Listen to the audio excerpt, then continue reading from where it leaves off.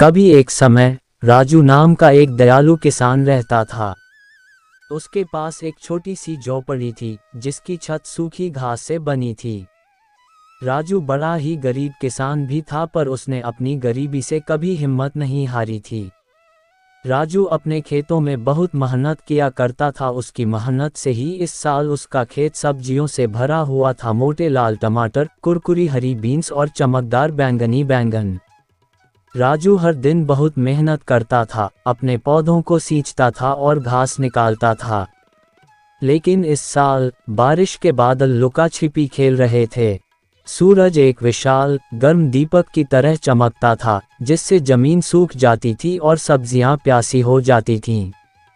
राजू चिंतित था। बारिश के बिना उसकी सब्जियां नहीं उग पाएंगी और उसके पास बाजार में बेचने के लिए पर्याप्त फसल भी नहीं होगी।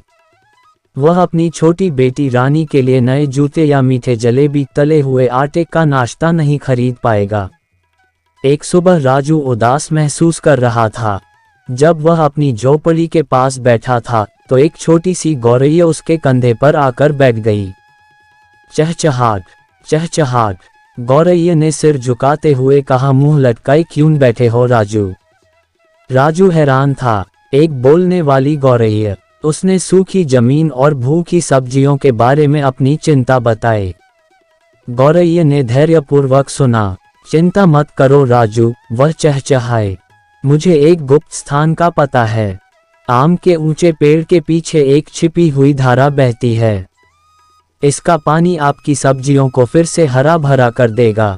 धन्यवाद दिया और उसकी बताई हुई बातों का पालन किया। सबसे ऊंचे आम के पेड़ के पीछे उसने एक जगमगाती धारा देखी, ठीक वैसे ही जैसा गौरैया ने कहा था। राजू ने अपनी बाल्टी को ठंडे पानी से भर लिया और वापस अपने खेत की ओर दौड़ पड़ा। उसने ध्यान से प्रत्येक प्यासे पौधे के चारों ओर पानी डाला। सब्जियां खुशी से चहकती हुई लग रही थीं, उनकी पत्तियां चमकीली हरी हो गईं। कुछ दिनों बाद आखिर बारिश आ ही गई। कोमल बूंदें छत पर टप टप टपकी, जिससे राजू का दिल खुशी से भर गया।